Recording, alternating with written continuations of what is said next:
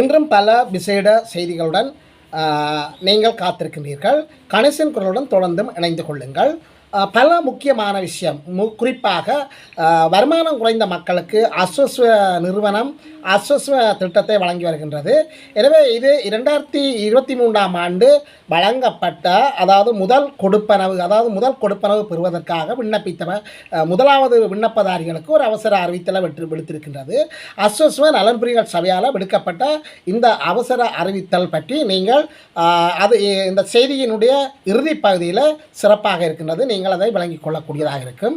மேலும் பல முக்கியமான விடயங்கள், இந்த போதைப்பொருள் கடத்தல்காரர்களுக்கு ஒரு ஆலோசனை குழு ஒன்று அமர்த்தப்பட்டிருக்கின்றது. இந்த கடத்தல்காரர்கள் மற்றும் போதைக்கு அடிமையானவர்கள் கைது செய்யப்படுகின்ற பட்சத்தில் இவர்களுக்கு புனர்வாழ்வு மற்றும் இவர்களுக்கு அறிவுரை போதிப்பதற்காக 750 பேர் கொண்ட ஒரு அணி, அந்த அணி எந்தவித கொடுப்பனவுகளும் இல்லாமல் தொண்டர்களாக சேவை செய்வதற்காக 750 பேர் கொண்ட ஒரு அணி உருவாக்கப்பட்டிருக்கிறது. இந்த அணி விசேட பயிற்சிக்கு 300 பேர் உட்படுத்தப்படுவார்கள். இந்த 300 பேர் எனி டைம் எந்த நேரமும் தயார் நிலையில் இருப்பார்கள். அழைத்தவுடன் அந்த போதைப்பொருளுக்கு அடிமையானவர்களுக்கு அவர்கள் அந்த அட்வைஸ், அறிவுரைகளை போதித்து அல்லது அவர்களுக்கான நெறியாகையை செய்வார்கள். இவ்வாறு செய்வதனூடாக அந்த போதைக்கு அடிமையானவர்கள் அந்த போதையில் இருந்து விடுபடக்கூடிய ஒரு சாத்தியக்கூறு இருப்பதாக பொதுமக்கள் பாதுகாப்பு அமைச்சர் ஒரு செய்தியை வழங்கியிருக்கிறார். இது சம்பந்தமான விரிவான விளக்கத்தை பார்க்க போகிறீர்கள். மற்றும் தென்பகுதிகளில் 2 சிறுவர்கள், 5 வயதுக்குட்பட்ட 2 சிறுவர்கள், ஒரு சிறுவன் பெற்றோர் முன்னிலையில் நீச்சல் ஆடிக்கொண்டிருந்த போது நீரில் மூழ்கி மரணம் அடைந்திருக்கின்றார். இதே போல் தென்பகுதியில் ஒரு 5 வயது சிறுவனை ஒரு உளவியந்திரம் இடித்து மோதி இறந்திருக்கின்றார்கள். இவ்வாறான துன்பமான பல தகவல்கள் எமது நாட்டில் நடந்திருக்கின்றது. இது சம்பந்தமான விரிவான விளக்கத்தை பார்க்க போகிறீர்கள். இதைவிட யாழ்ப்பாணத்தில் ஒரே நேரத்தில் 23 பேர் கைது செய்யப்பட்டிருக்கிறார்கள். இதில் 17 வயது ஒரு சிறுவன், பாடசாலையில் கல்வி கற்கின்ற ஒரு சிறுவனும் போதை மாத்திரைகளை விற்றுக் கொண்டிருந்த போது கைது செய்யப்பட்டிருக்கின்றார். இதேபோல கிளிநொச்சி மாவட்டத்தில் ஒரு அம்மா, ஒரு பெண்மணி போதைப் பொருள் விற்பனையில் ஈடுபட்டு கொண்டிருந்த போது கைது செய்யப்பட்டிருக்கிறார்கள். இவருக்கு வயசு 45. இது சம்பந்தமான விரிவான விளக்கங்களையும் மற்றும் பரீட்சார்த்திகளுக்கு இன்றைய தினம் ஆரம்பிக்கப்படுகின்ற உயர்தர பரீட்சை சம்பந்தமான சில விவரங்களும், பரீட்சார்த்திகளுக்கு மோசடியிலிருந்து அவர்கள் மோசடியிலிருந்து விடை கொடுக்க, பரீட்சை மோசடிகளுக்கு விடை கொடுக்க அமலாகும் புதிய நடைமுறைகள் என்ற ஒரு தலைப்பில் இது சம்பந்தமான விளக்கங்களையும், மற்றும் இன்றைய தினம் உயர்தர பரீட்சை தொடங்குகிறது. இன்றைய தினம் 10ஆம் தேதி தொடங்குகிறது. நவம்பர் மாதம் 10ஆம் தேதி தொடங்குகின்ற இந்த பரீட்சை டிசம்பர் மாதம் 5ஆம் தேதி முடிவடையும் என்று சொல்லப்படுகிறது. இது சம்பந்தமான ஒரு விரிவான விளக்கத்தையும் பார்க்க போகிறீர்கள். போதைப் பொருளில் சிக்கிய இந்த சம்பந்தமாக தொடர்ந்தும் கணேசன் குரலுடன் நீங்கள் எமது கணேசன் குரல் செய்திகளுக்கு நீங்கள் இந்த கணேசன் குரலை நீங்கள் முதலியாக பார்ப்பவராக இருந்தால் மறக்காமல் சப்ஸ்கிரைப் பண்ணுங்கள், ஷேர் பண்ணுங்கள், கமெண்ட்ஸ் பண்ணுங்கள், லைக் பண்ணுங்கள். அருகில் இருக்கின்ற அந்த வெள்ளைக்கொன்னை கிளிக் பண்ணி நாங்கள் போடுகின்ற காணத்தையும் உடனுக்குடன் பார்க்கக்கூடியவான நோட்டிஃபிகேஷனை ஏற்படுத்திக் கொள்ளுங்கள். போதைக்கு அடிமையான இளைஞர்களுக்கு மறுவாழ்வு அளிக்கும் நோக்குடன் ஒரு குழு ஒன்று ஆரம்பிக்கப்பட்டிருக்கின்றது. இந்த விடயத்தை பொதுமக்கள் பாதுகாப்பு அமைச்சர் ஆனந்த விஜயபாலா தெரிவித்திருக்கின்றார். எனவே இந்த 750 பேர் கொண்ட ஒரு தொண்டர் குழு ஒன்று அமைக்கப்பட்டிருக்கின்றது. இவர்களுடைய வேலை திட்டங்கள் என்னென்னு சொன்னால், போதைக்கு அடிமையானவர்களையும் மற்றும் போதை காரணம் அவர்கள் தாங்களாக உணர்ந்து சரணடைந்தவர்கள் மற்றும் போதை சம்பந்தமாக போலீசாரால் கைது செய்யப்படுபவர்கள், அவர்களுக்கு புத்திமதி வழங்குகின்ற பொருட்டு, அவர்களுக்கு ஆலோசனைகள் வழங்குகின்ற பொருட்டு, இந்த போதையால் என்ன பாதிப்புகள் ஏற்படும், குடும்பங்கள் என்ன நிலை ஏற்படும், அம்மா அப்பாக்களுடைய அந்த நிலைகள் என்ன, அவர்களுடைய கௌரவ பிரச்சனை மற்றும் அவர்களுடைய வறுமை, இந்த போதைக்கு அடிமையாவதால் ஏற்படுகின்ற கொலை போன்ற சேட்டைகள் மற்றும் பாலியல் சம்பந்தமான குற்றச்சாட்டுக்கள் அனைத்தையும் ஒரு விடை காணும் முகமாக, அந்த போதைக்கு அடிமையானவருக்கு அறிவுரை கூறும் முகமாக ஒரு 750 பேர் கொண்ட ஒரு தொண்டர் படை ஒன்றை, ஆலோசனை வழங்குகின்ற ஒரு படை ஒன்றை உருவாக்கி இருப்பதாக, இது மறுவாழ்வு அளிக்கின்ற ஒரு படையினராகத்தான் இவர்கள் இருப்பார்கள் என்று சொல்லப்படுகின்றது. இதிலும் 300 பேர் விசேட பயிற்சி பெற்றவர்களாகவும் இவர்கள் விசேட பயிற்சிக்கு உட்படுத்தப்பட்டு அதற்குரிய அறிவுரைகளை அதற்குரிய பயிற்சி நெறிகளை இவர் பூர்த்தி அடைந்த பின்னர் தான் இவர்கள் அந்த பணிக்கு அமர்த்தப்படுவார்கள். இவ்வாறு 300 பேருக்கும் சில கொடுப்பனவுகள் சலுகைகள் வழங்கப்படும் என்று சொல்லி இருக்கின்றார்கள். ஆனால் ஆனால் 750 பேரும் தொண்டர் அடிப்படையில் தான் சேர்த்துக் கொள்ளப்படுவார்கள் என்று சொல்லப்படுகின்றது. இது ஒரு நல்ல ஒரு விடயமாக பார்க்கப்படுகின்றது. எனவே இனி வருகின்ற காலங்களில் அந்த கிராம ரீதியாகவோ அல்லது பிரதேச செயலகர் ரீதியாகவோ மாவட்ட ரீதியாகவோ என்ற தெளிவான விளக்கங்கள் நமக்கு கிடைக்கவில்லை. எனவே இந்த குழு எந்த நேரமும் இந்த 300 பேர் கொண்ட அந்த தொண்டர் குழு எந்த நேரமும் தயார் நிலையில் வைக்கப்பட்டிருப்பார்கள் என்று சொல்லி பொதுமக்கள் பாதுகாப்பு அமைச்சர் நல்ல ஒரு செய்தியை வெளியிட்டிருக்கின்றார். எனவே இன்றைய தினம் பரீட்சை நடைபெறுவதற்கு தயாராகி கொண்டிருக்கின்றார்கள். எனவே இன்றைய தினம் காலை 8:30 மணிக்கு உயர்தர பரீட்சைகள் நாடு பூராகவும் நடைபெறும் என்று சொல்லியிருக்கின்றார்கள். பொதுத்தராதர உயர்தர பரீட்சைகள் இன்று ஆரம்பமாகி இருப்பதாக கூறப்படுகின்றது. இதற்கான அனைத்து ஏற்பாடுகளும் தயார் நிலையில் இருப்பதாக பரீட்சைகள் திணைக்களம் அறிவித்திருக்கின்றது. எனவே இதன்படி இன்று 10ஆம் தேதி, அதாவது இன்றைய நவம்பர் மாதம் 10ஆம் தேதி உயர்தர பரீட்சை நடைபெறும் என்று சொல்லியும் எதிர்வரும் டிசம்பர் 5ஆம் தேதி முடிவடையும் என்று சொல்லியும் இலங்கையினுடைய கல்வி திணைக்களம் அறிவித்திருக்கின்றது. இதற்கமைய நாடு முழுவதும் 2362 பரீட்சை மத்திய நிலையங்கள் தயார் நிலையில் இருப்பதாக தெரிவிக்கப்படுகின்றது. இந்த ஆண்டு பரீட்சைக்கு 2,46,521 பரீட்சார்த்திகள், அதாவது பாடசாலை ரீதியான பரீட்சார்த்திகள் தோற்ற உள்ளதாக கூறப்படுகின்றது. இதேவேளை தனியார் மற்றும் பரீட்சார்த்திகளாக 94,000 தனியார் பரீட்சார்த்திகள் இந்த பரீட்சைக்கு தோற்ற உள்ளார்கள். பாடசாலை பரீட்சார்த்திகளுக்கு அனுமதி அட்டைகள் ஏற்கனவே வழங்கப்பட்டிருப்பதாகவும் தனிப்பட்ட பரீட்சார்த்திகளுக்கு அவரவர்களுடைய தனிப்பட்ட முகவரிக்கு அனுமதி அட்டைகள் வழங்கப்பட்டிருப்பதாக சொல்லப்படுகின்றது. மொத்தமாக 3,40,521 பரீட்சார்த்திகள் இந்த காப்போதா உயர்தர பரீட்சைக்கு தகுதியுடையவர்களாக பரீட்சைக்கு தோற்ற உள்ளார்கள். எனவே உரிய காலப்பகுதியில் உரிய தனியாருடைய பரீட்சார்த்திகளுக்கான அனுமதி அட்டைகள் அவர்களுக்கு அனுப்பப்பட்டுள்ளதாகவும் அவர்கள் அந்த அட்டைகளை பெறாது இருப்பின் விண்ணப்பதாரர் ஒருவர் அனுமதி அட்டையை பெறவில்லை என்று சொன்னால் திணைக்களத்தின் அதிகாரப்பூர்வ வலைத்தளத்தில் சென்று அதனை பதிவிறக்கம் செய்யலாம் என்று சொல்லியும் பரீட்சை ஆணையாளர் நாயகம் இந்திகா குமாரி லியனகே தெரிவித்திருக்கின்றார். மேலும் காலை 8:30 மணிக்கு நடைபெறுகின்ற இந்த பரீட்சைகளுக்கு 7:30 மணிக்கு நேரத்தோடையே சென்று பரீட்சார்த்திகள் தங்களுடைய தேவையற்ற மனக்குழப்பங்களை சீர்படுத்திக் கொள்ளலாம் என்று சொல்லியும், அதாவது நேரத்துக்கு செல்லாமல் அந்த பரீட்சை நேரத்தை அந்நிய நேரத்தில் செல்வதால் அவர்கள் மனக்குழப்பம் அடையலாம் என்று சொல்லியும், தேவையற்ற மனக்குழப்பங்களுக்கு உள்ளாகலாம் என்று சொல்லியும் இவற்றிலிருந்து விடுபட்டு கொள்வதற்காக ஏற்கனவே அவர்கள் வந்து ரிலாக்ஸாக, அதாவது தங்களுடைய மனதை ஓய்வு பண்ணி அந்த பரீட்சை மண்டபத்துக்குள் நுழைந்து தமது பரீட்சைகளை சாதகமாக அவர்கள் எழுதலாம் என்று சொல்லப்படுகின்றது. இதேவேளை பரீட்சார்த்திகளுக்கு ஏற்படுகின்ற அந்த பிரச்சனைகளிலிருந்து விடுபடுவதற்காக, அதாவது பரீட்சை நோக்குனர்கள் அவர்களை பரிசோதனை செய்வதற்காக அவர்கள் தங்களுடைய பூர்ண ஒத்துழைப்பை வழங்க வேண்டும் என்று சொல்லியும், எனவே முகங்களை மூடிக்கட்டி இருப்பதோ அல்லது மாஸ்க் அணிவதோ தடை செய்யப்பட்டிருக்கின்றது என்று சொல்லியும், முகத்தை தெளிவாக பரீட்சார்த்திகள் மேற்பார்வையாளர்களுக்கு அவர்கள் முகத்தை தெளிவாக காட்ட வேண்டும் என்று சொல்லியும், இதேவேளை காதுகளில் தேவையற்ற கருவிகள் பூட்டக்கூடாது என்று சொல்லியும், அதாவது தொலைத்தொடர்பு சாதனங்கள் இவ்வாறான சாதனங்களை காதுகளில் பூட்டி மாணவர்கள் பரீட்சை குளறுபடிகளில் ஈடுபடக்கூடாது என்று சொல்லியும் தெரிவிக்கப்பட்டிருக்கின்றது. எனவே காதுகளை முழுமையாக தெரியக்கூடியவாறான நிலையில் மாணவர்கள் பரீட்சைகளை எழுத வேண்டும் என்று சொல்லப்படுகின்றது.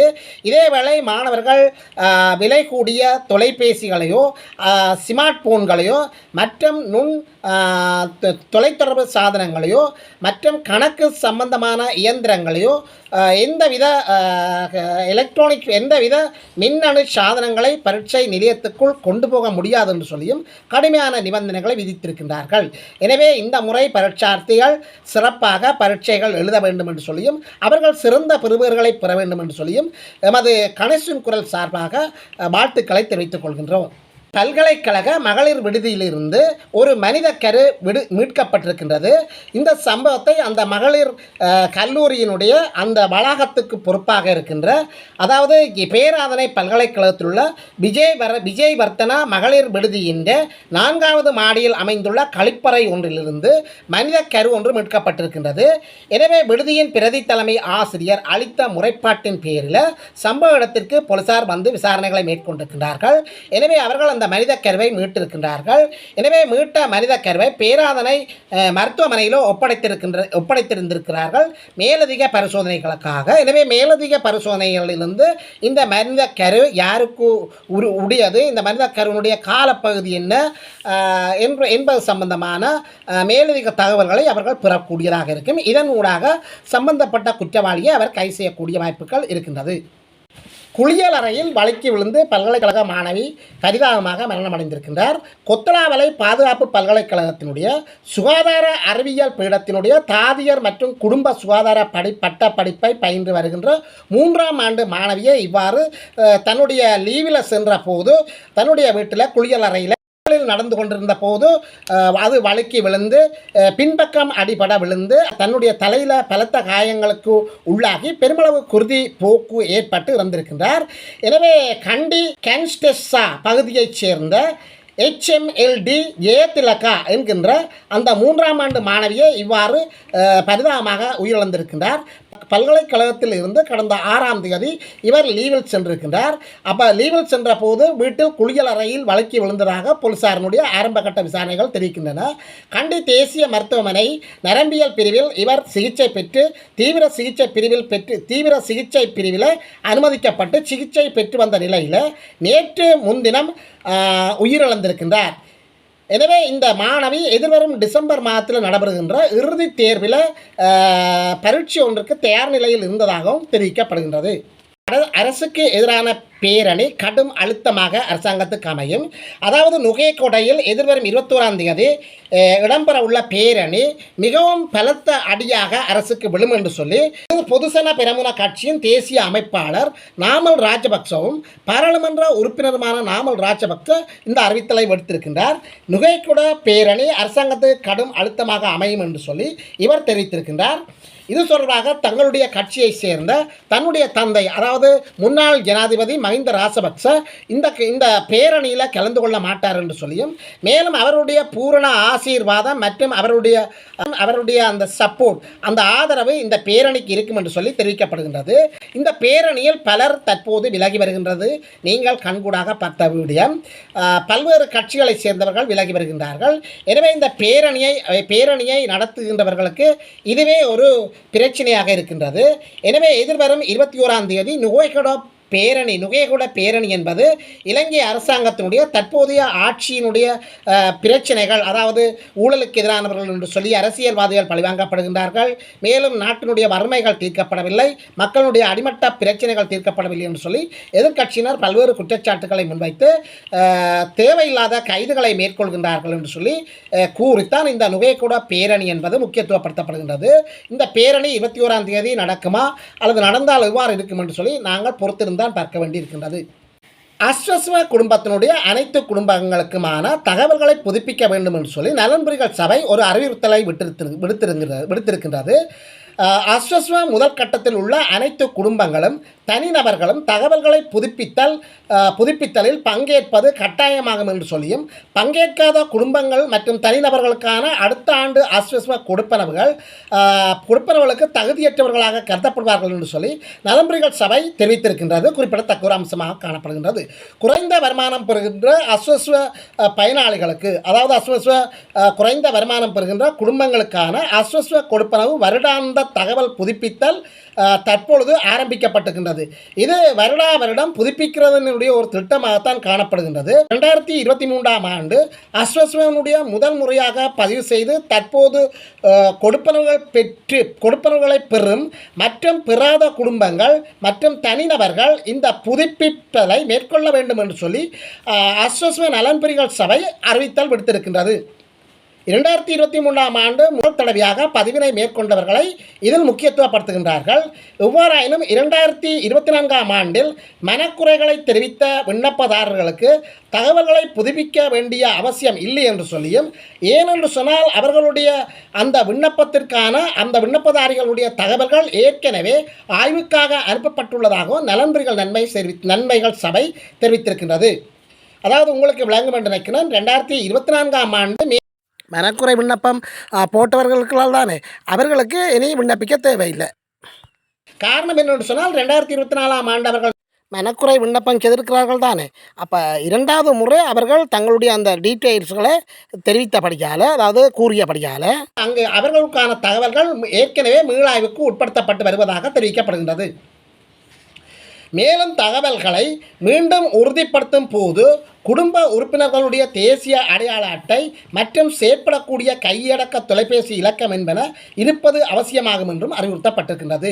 எனவே நீங்கள் முதல் தடவையிலே யாருடைய அடையாள அட்டைகளை கொடுத்து யாருடைய பதிவுகளை இருக்கிறீர்களோ, அதாவது பிரதானமாக குடும்பத் தலைவர் மற்றும் குடும்பத் தலைவிகள் ஆகியோர் தங்களுடைய தேசிய அடையாள அட்டைகளை மிக முக்கியமாக வைத்திருக்க வேண்டும் என்று சொல்லியும், மேலும் செயற்படக்கூடிய தொலைபேசி இலக்கங்கள், அடிக்கடி நீங்கள் மாற்றுகின்ற தொலைபேசி இலக்கங்களை கொடுத்தால் அவர்கள் ஏதாவது தேவைப்படுகின்ற போது தொலைபேசிகளை எடுத்தால் அது இயங்காத நிலையில் இருக்கும். எனவே நீங்கள் கைவசம் வச்சிருக்கின்ற எப்பொழுதும் உங்களுடைய தொடர்புகளை ஏற்படுத்தக்கூடிய வசதிய வாய்ப்புகளை உடைய அந்த தொலைபேசி இலக்கம், அதாவது எப்பொழுதும் உங்களுடன் தொடர்புகளை ஏற்படுத்தக்கூடியவாறான அந்த வகையான தொலைபேசி இலக்கத்தை கொடுக்க வேண்டும் என்று சொல்லி அவர்கள் அறிவுறுத்தி இருக்கின்றார்கள். அத்துடன் இணைய இணைப்பு கணனி அல்லது ஸ்மார்ட் கையடக்க தொலைபேசி மூலம் தரவிறக்கம் செய்யலாம் என்று சொல்லுகின்றார்கள். இதை https://eses.wbb.gov.lk என்ற இணையதள முகவரிக்கு பிரவேசித்து அங்கு உங்களுடைய QR தாளில் குறிப்பிடப்பட்டுள்ள HHT இலக்கம் மற்றும் தேசிய அடையாள அட்டை இலக்கத்தை பயன்படுத்தி தகவல் முறைமைக்குள் உட்பிரவேசித்து தகவல் உறுதிப்படுத்தல் மெனுவுக்கு சென்று குடும்ப தகவல்களை உள்ளிடலாம் என்றும் குறிப்பிடப்பட்டிருக்கின்றது. எனவே இந்த வசதி யார் யாருக்கு இருக்கிறது என்று சொன்னால், அதாவது படித்தவர்கள் மற்றும் கணனி அறிவுள்ளவர்கள் மற்றும் தொலைபேசி அறிவுள்ளவர்கள் மற்றும் அந்த கம்ப்யூட்டர், அதாவது கணனி அறிவுள்ளவர்களுக்கு தான் இந்த வசதி சொல்லப்பட்டிருக்கின்றது. கணனி அறிவு அற்றவர்கள், ஏனைய இந்த கணனியை பயன்படுத்த தெரியாதவர்கள் மற்றும் ஸ்மார்ட் போன்களை பயன்படுத்த தெரியாதவர்கள் என்ன செய்ய வேண்டும் என்று சொல்லி அடுத்த ஒரு கேள்வி இருக்கின்றது. அவ்வாறு இல்லை என்று சொன்னால், இந்த வகையான முறையில் தங்களுடைய தகவல்களை உட்செலுத்த முடியாதவர்கள் பிரதேச செயலகங்களில் நலன்புரி தகவல்கள் அதற்கென்று பிரதேச செயலகங்களுக்கு சென்று அங்கு நலன்புரி சபைகள் இருக்கின்றது. அங்குள்ள நலன்புரி சபை உத்தியோகத்தர்களிடம் தொடர்புகளை ஏற்படுத்தும் முகமாகவோ அல்லது கிராம உத்தியோகத்தர் ஊடாகவோ ஆண்டு தகவல்களை புதுப்பிக்கும் விண்ணப்ப படிவத்தை பெற்று அந்த பிரதேச செயலகத்தில் நலன்புரி கொடுப்பனவு பிரிவில் சமர்ப்பிக்கலாம். பிரதேச செயலகங்களில் கூட நீங்கள் இந்த தகவலை பெறலாம், அந்த விண்ணப்பத்தை பெறலாம். அல்லது கிராம சேவர்களிடமிருந்தும் இந்த விண்ணப்பத்தை பெற்று அதனை பூர்த்தி செய்து அதன் பின்னர் பிரதேச செயலகங்களுக்கு கொண்டு சென்று அதற்கென நிறுவப்பட்டிருக்கின்ற அந்த உத்தியோகத்தர்களிடம், அதாவது நலன்புரிகள் சபை உத்தியோகத்தர்களிடம் இதனை சமர்ப்பிக்கலாம் என்று சொல்லி ஒரு அறிவுறுத்தலை விடுக்கின்றது. இவ்வாறு செய்யாத பட்சத்தில், அதாவது நீங்கள் இந்த ஆண்டுக்கான உங்களுடைய அஸ்வஸ்வ சம்பந்தமான விவரங்கள் பதிவு செய்யப்படாத இடத்தில், அதாவது மீள புதுப்பிக்கப்படாத இடத்தில் உங்களுக்கான அடுத்த வருடத்துக்கான அஸ்வஸ்வ கொடுப்புகள் அனைத்தும் நிராகரிக்கப்படும் அல்லது நிறுத்தப்படும் அபாயம் இருக்கின்றது.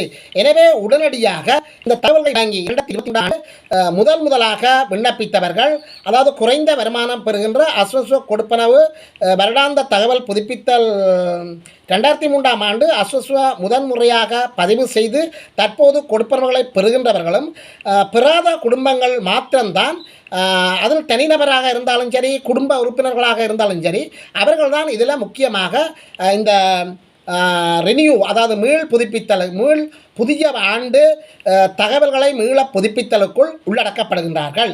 எனவே இதனை செய்யாது விட்டால் இனி உங்களுக்கு காலத்திலும் அஸ்வஸ்வ கொடுப்பனவு கிடைக்காது. மேலும் பிரதமர் கருணி அமரசூரிய ஒரு சிறப்பான செய்தியை சொல்லியிருக்கின்றார். மக்களுக்கு வழங்கிய அந்த வாக்குறுதிகளை பதவிக்காலத்துக்குள் நிறைவேற்றுவோம் என்று சொல்லி இலங்கையினுடைய பிரதமரும் மற்றும் கல்வி அமைச்சருமான கருணி அமரசூரிய அவர்கள் கூறியிருக்கின்றார். ஆனால் இலங்கை அரசாங்கத்தினுடைய தற்போதைய அரசாங்கத்தை பற்றி பல்வேறு விமர்சனங்கள் வந்திருக்கின்றது. இவர்கள் தேர்தல் காலத்தில் வழங்கிய வாக்குறுதிகள் எவற்றையும் நிறைவேற்றவில்லை என்று சொல்லியும், குறிப்பாக தமிழ் மக்களுக்கு வழங்கிய வாக்குறுதிகள் அனைத்தும் காற்றில் பறந்துவிட்டது என்று சொல்லியும் கூறப்படுகின்றது. குறிப்பாக தமிழ் மக்களுடைய இனப்பிரச்சனை, மற்றது காணாமலாக்கப்பட்டோர் பிரச்சனை, மேலும் அரசியல் கைதிகள் பிரச்சனை மற்றும் செம்மணி போன்ற புதைகுழிகள் பிரச்சனை, இவ்வாறு இன்னொரு பல்வேறு பிரச்சனைகளுக்கு இதுவரை எந்த ஒரு தீர்வும் காணாமல் ஒரு வருடத்தை இவர்கள் நகர்த்தி விட்டார்கள் என்ற குற்றச்சாட்டு இருக்கின்றது. இவ்வாறு இருந்த நிலையிலேயும் கருணை அமரசூரிய என்ன சொல்லியிருக்கின்றார் என்று சொன்னால், இவர்களுடைய ஆட்சி காலத்துக்குள், அதாவது 5 வருடமோ 6 வருடமோ என்று சொல்லி இவர்களுடைய ஆட்சி காலம் இருக்கும் தானே, அந்த ஆட்சி காலத்துக்குள்ள தங்களுடைய அந்த தாங்கள் கூறிய வாக்குறுதிகள் அனைத்தையும் நிறைவேற்றுவோம் என்று சொல்லியிருக்கின்றார்கள். இதன்படி சட்டத்துக்கு முன் அனைவரும் சமணன் என்று சொல்லப்படுகின்றது. மற்றும் பாதாள உலக குழுக்கள் கோஷ்டிகளை அவர்கள் கை செய்திருக்கின்றார்கள். மற்றும் இந்த நாட்டினுடைய அரச வாழ்க்கை, அதாவது முன்னாள் ஜனாதிபதிகளுக்கான மற்றும் பாராளுமன்ற உறுப்பினர்கள் அமைச்சர்களுக்கான சுகபோக வாழ்க்கைகளை அவர்கள் தடுத்திருக்கின்றார்கள். நாட்டு மக்கள் மிகுந்த வறுமையை அனுபவித்துக் கொண்டிருக்கின்ற போது இவர்கள் மட்டும் மாடி வீடுகளில் பல கோடிகளில் அந்த அரச மாளிகைகளில் வாழ்ந்து கொண்டிருக்கின்ற அந்த நிலைமையை மாற்றியமைத்திருக்கின்றார்கள். முன்னாள் ஜனாதிபதிகளுக்கு வழங்கப்பட்ட சலுகைகள் ரத்து செய்யப்பட்டதிலிருந்து இந்த விடயத்தை அவர் கூறுகின்றார். கட்சி முறைமைகள் நீக்கப்பட்டிருக்கின்றது என்று சொல்லி, நீக்கப்பட்டிருப்பதற்கு தாங்கள் முயற்சிக்கவில்லை என்று சொல்லியும், இந்த பல கட்சி முறை நாட்டில் இருப்பது நல்லது என்று சொல்லியும், எதிர்க்கட்சிகள் கட்டாயம் தேவை என்று சொல்லியும் கூறியிருக்கிறார்கள். எதிர்க்கட்சிகள் கூறுவது போல தாங்கள் எதிர்க்கட்சிகளுக்கு எதிரானவர்கள் என்று சொல்லி அவ்வாறான கருத்துக்கள் இல்லை என்று சொல்லி கருணை அமரசூரிய சொல்லியிருக்கின்றார். மேலும் தாங்கள் நாட்டு மக்களுக்குத்தான் பணிவிடை செய்ய வந்திருக்கின்றோம் என்று சொல்லியும், எதிர்க்கட்சியினர் தங்களுக்கு முக்கியத்துவம் வாய்ந்தவர்களாக இருக்கிறார்கள் என்று சொல்லியும் கருணை அமரசூரிய ஒரு கருத்தை வெளியிட்டிருக்கின்றார். கல்வித்துறை மற்றும் அரசு துறை மற்றும் கல்வித்துறை மறுசீரமைப்பு அதிக நிதி ஒதுக்கப்பட்டுள்ளது என்று சொல்லியும், ஆட்சிக்கு வந்து ஒரு வருட காலத்தில் வழங்கிய வாக்குறுதிகள் அனைத்தையும் நிறைவேற்றுவதாகவும், மக்களுக்கு தாங்கள் ஆட்சிக்கு வந்து ஒரு வருட காலத்துக்குள் நிறைவேற்றப்பட்ட அனைத்து வாக்குறுதிகளையும் நிறைவேற்றுவோம் என்று சொல்லி தாங்கள் மக்களுக்கு குறிப்பிடவில்லையா? ஆனால் என்ன சொல்கிறார்கள் சொன்னால், இந்த ஆட்சி காலம் முடிவடைவதற்குள்ள தாங்கள் கூறிய அனைத்து வாக்குறுதிகளையும் நிறைவேற்றுவோம் என்று சொல்லி அவர் ஒரு கருத்தை முன்வைத்திருக்கிறார். தகுதி அடிப்படையிலே அரச ஊழியர்களுக்கு இனி வேலைவாய்ப்புகள் என்று சொல்லப்படுகிறது. அதாவது இனி வருகின்ற காலத்தில் பட்டதாரி மாணவர்களை இணைப்பதோ அல்லது அரசாங்க உத்தியோகர்களுக்கான விண்ணப்பங்கள் கோருவதற்கோ தகுதிகள் அடிப்படை முக்கியத்துவம் வாய்ந்தது என்று சொல்லி பிரதி அமைச்சர் ருவான் தெரிவித்திருக்கிறார். இதுவரை ஆட்சி அமைத்தவர்கள் தகுதிகளை கருத்தில் கொள்ளப்படவில்லை என்று சொல்லியும், இதனால் தான் பல்வேறு பிரச்சனைகள் அரச திணைக்களங்கள் மற்றும் அரச துறைகளில் காணப்படுவதாக அவர் குற்றம் சாட்டியிருக்கின்றார். இனி வருகின்ற காலங்களில் எந்தெந்த துறைக்கு எந்தெந்த எந்தெந்த வேலைவாய்ப்புக்கு உள்வாங்கப்படுகின்றவர்கள் தகுதி உடையவர்களோ, உதாரணமாக தொழில்நுட்பத்துறைக்கு தொழில்நுட்ப தகுதி உடையவர்களும், ஆசிரியர் துறைக்கு ஆசிரியர் துறை சார்ந்த தகுதி உடையவர்கள் என்று சொல்லி அந்தந்த துறைக்கான தகுதி உடையவர்களுக்குத்தான் வேலைவாய்ப்பு அளிக்கப்படும் என்று சொல்லி கூறப்படுகின்றது. அநேகமாக தொழில்நுட்ப கல்வி முறையை இவர் முக்கியத்துவப்படுத்தக்கூடியதாக இருக்கின்றது. கடந்த காலங்களில் பல்கலைக்கழக மாணவர்களினுடைய அந்த தகுதி சம்பந்தமாக பல்வேறு சர்ச்சைகள் ஏற்பட்ட இங்கு குறிப்பிடத்தக்க ஒரு விடயமாக காணப்படுகின்றது. மேலும் நீச்சல் தடாகத்தில் ஒரு 5 வயதுக்கு சிறுவன் நீரில் மூழ்கி மரணமாகியிருக்கின்றார். இந்த சம்பவங்கள் பெற்றோர் முன்னிலையில் தான் இந்த சம்பவம் நடைபெற்றிருக்கின்றது. சிகிரியா போலீஸ் பிரிவுக்குட்பட்ட அவுடங்காவ பகுதியில் கோட்டல் ஒன்றின் நீச்சல் தடாகத்தில் நீந்தி கொண்டிருந்த போது அந்த 5 வயது சிறுவன் அந்த பாலகன் அநியாயமாக நீரில் மூழ்கி உயிரிழந்திருக்கின்றார். இந்த 5 வயது சிறுவனை பெற்றோர் முன்னிலையில் தான் நீரில் மூழ்கி இருந்ததாக கூறப்படுகின்றது. பெற்றோர்கள் மற்றும் இந்த 5 வயது சிறுவன் ஆகியோர் இந்த சிகிரியா என்ற அந்த பிரதேசத்தில் உள்ள தடாகம் ஒன்றில் பொழுதுபோக்குக்காக வந்ததாகவும், இதன்போது சிறுவன் நீச்சலாடி அந்த நீரில் மூழ்கியதை இவர்கள் காணவில்லை என்று சொல்லியும், இதன் காரணமாக சிறுவன் நீரில் மூழ்கி இறந்திருக்கின்றான்.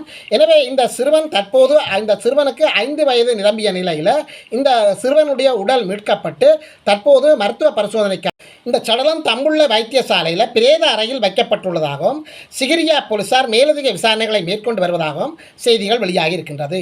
நாட்டின் பல்வேறு இடங்களில் இடம்பெற்ற வாகன விபத்தில் 4 பேர் உயிரிழந்திருக்கின்றார்கள். இலங்கையின் பல பகுதிகளில் நேற்று முன்தினம் இடம்பெற்ற பல்வேறு வாகன விபத்துக்களில் 4 பேர் உயிரிழந்துள்ளதாக போலீஸ் ஊடகப் பிரிவு தெரிவித்திருக்கின்றது. இந்த விபத்து சம்பவங்கள் மாத்தளை, தமன்னாவில், வெலிகந்த மற்றும் கொட்டாவில் ஆகிய போலீஸ் பிரிவுகளுக்கு உட்பட்ட பகுதியில் இடம்பெற்றிருப்பதாக கூறப்படுகின்றது. வெலிகந்தை அசேலபுர பகுதியில் அசேலபுர குருலு பொத்த வீதியில் உள்ள ஒரு உளவு இயந்திரம் 8 வயது சிறுவன் மீது மோதி அந்த அசேலபுரத்தைச் சேர்ந்த குறித்த சிறுவன் பலத்த காயங்களுக்குள்ளாகி வெலிகந்த வைத்தியசாலையில் அனுமதிக்கப்பட்ட பின்னர் அவன் உயிரிழந்திருப்பதாக கூறப்படுகின்றது. எனவே நாட்டின் வெவ்வேறு பகுதிகளில் இடம்பெற்ற வாகன விபத்துக்களில் 5 பேர் உயிரிழந்திருக்கின்றார்கள். அதில் இந்த சிறுவனும் உள்ளடக்கப்படுகின்றார். பனிச்சுமை காரணமாக ஏர்மன் நாட்டில் ஒரு தாதி செய்த கொடூர சம்பவம் அம்பலத்துக்கு வந்திருக்கின்றது. எனவே இந்த தாதியை ஏர்மன் நாட்டின் உள்ள அந்த நீதிமன்றத்தில் இவருக்கு மரண தண்டனை தீர்ப்பு வழங்கப்பட்டிருக்கின்றது.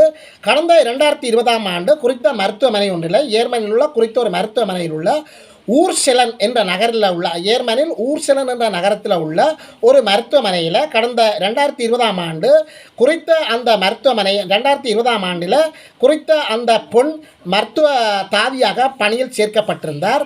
இந்த நிலையில் இரவு நேர பணி காரணமாக இவருக்கு மிகுந்த வேலைப்பளு காரணமாக இருந்திருக்கின்றது. எனவே வேலை சுமை கூடவாக இருந்திருக்கின்றது.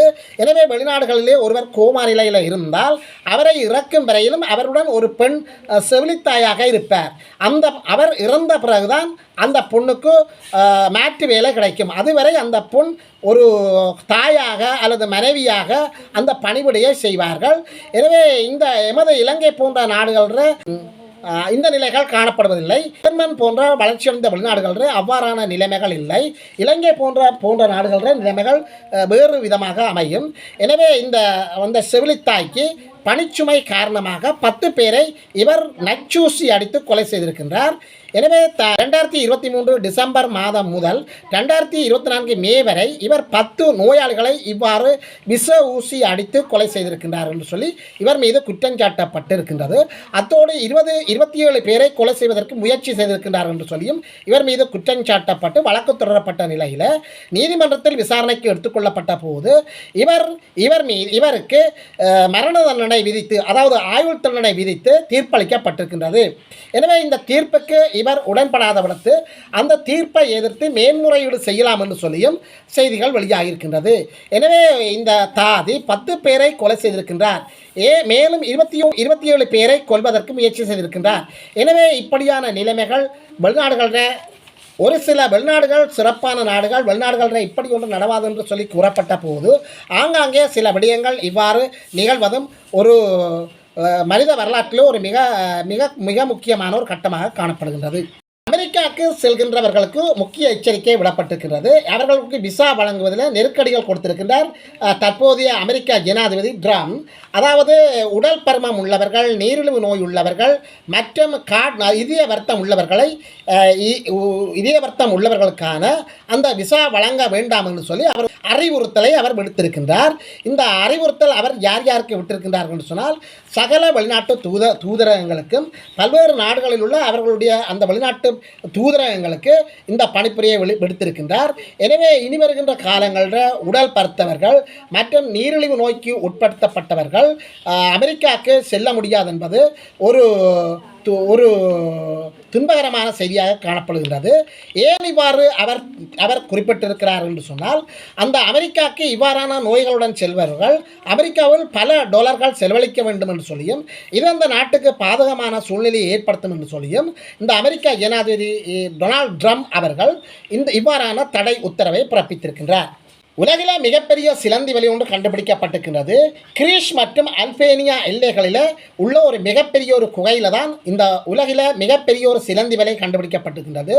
இந்த குகையில் உள்ள அந்த சூழ்நிலைகள் மற்றும் வெப்பநிலை மற்றும் காலநிலைக்கேற்ற அந்த காரணங்கள் காரணமாக அங்கு வாழ்கின்ற அந்த சிறு பிராணிகள் தங்களுடைய வாழ்க்கையை கூட்டாக வாழ்கின்றது என்று சொல்லி செய்திகள் வெளியாகியிருக்கின்றது.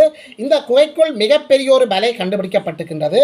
இந்த வலை 1,11,000 சிலந்திகள் கூட்டாக வாழ்கின்றது என்று சொல்லி இந்த வலையில் 1,11,000 சிலந்திகள் கூட்டாக வாழ்கின்றது என்று சொல்லியும் இந்த வலைதான் மிகப்பெரிய ஒரு வலை என்று சொல்லி உலகத்திலேயே மிகப்பெரிய ஒரு வலை என்று சொல்லி கூறப்பட்டிருக்கின்றது. எனவே குகைக்குள்ளே தனித்துவமான சூழலியல் அமைப்புகள் உயிரினங்களுடைய கூட்டு வாழ்க்கை பாணியும் இந்த அமைப்பின் அடிப்படையாக நிகழ்கின்றது என்று சொல்லி சொல்லப்படுகின்றது. இந்தியாவில் தாயினுடைய வினோத ஆசையை நிறைவேற்றிய பிள்ளைகள் அநேகமாக எங்களுடைய நாட்டில் இறப்பு நிகழ்ந்தால் எவ்வாறான சடங்குகள் மேற்கொள்வோம் என்று சொல்லி உங்களுக்கு தெரியும். அங்கே வருவார்கள், உறவினர்கள் வருவார்கள், பறைமூலங்கள் கொட்டப்படும் மற்றும் அங்குள்ள துன்பகரமான ஒரு நிகழ்வாகத்தான் காணப்படும். எனவே இந்தியாவில் சேலம் என்கின்ற ஒரு மாவட்டத்தில் ஒரு வயது முதிர்ந்த 95 வயது மூதாட்டி தன்னுடைய பிள்ளைகளை தான் இறப்பதற்கு முன்னர் எவ்வாறான தனக்கு மரணச்சடங்கு நிறைவேற்ற வேண்டும் என்று சொல்லி தனது பிள்ளைகளுக்கு ஒரு அறிவுறுத்தலை வழங்கியிருக்கிறார். தன்னுடைய மரணச்சடங்குகள் கேக் வெட்டி மகிழ்ச்சி கொண்டாட்டங்களாகத்தான் தன்னுடைய இறுதி நாள் அமைய வேண்டும் என்று சொல்லியும் தனது இறுதி கிரிகள் நடைபெறுகின்ற போது எவரும் அழக்கூடா என்று சொல்லியும் கேக்கு வெட்டி கொண்டாட்டங்கள் மற்றும் குத்தாட்டங்கள் போட்டு மகிழ்ச்சிகரமானதாகத்தான் தன்னுடைய இறுதி கிரிகள் நடைபெற வேண்டும் என்று சொல்லி அவர் ஒரு ஆச்சரியமான ஒரு அதிர்ச்சிகரமான ஒரு வேண்டுகோளை தன்னுடைய பிள்ளைகளிடம் கேட்டிருக்கின்றார். எனவே இதற்கமைய 95 வயது அந்த மூதாட்டி இறந்த போது அவருக்கு 6 மகன்களும் 1 மகளும் இருந்திருக்கின்றார்கள்.